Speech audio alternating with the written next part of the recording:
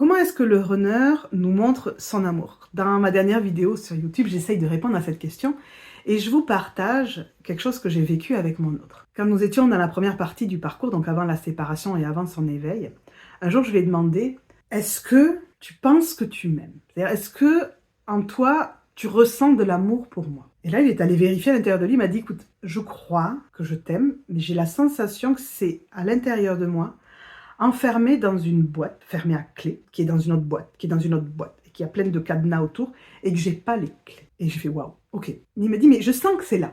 Je le sens, il y a un truc, mais j'ai l'impression que c'est tout verrouillé, et que pour le moment, je ne peux pas y accéder. Nous avons vécu la séparation, nous avons vécu, lui a vécu son éveil au lien, on a eu les retrouvailles, on avance.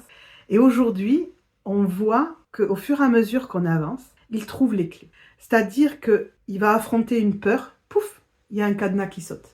Il va affronter une situation qui lui rappelle quelque chose de souffrant. On traverse ensemble cette situation, pouf, il y a autre chose qui se libère. Il va libérer une mémoire, un trauma, pouf, une autre qui se libère. Et comme ça, c'est comme si à chaque fois que quelque chose, un cadenas ou une boîte s'ouvre, il sentait qu'il m'aimait de plus en plus. C'est comme s'il se donnait au fur et à mesure de plus en plus le droit d'aimer à nouveau et de recevoir de l'amour. Mais ça va passer par tout ce travail d'accueil, de guérison.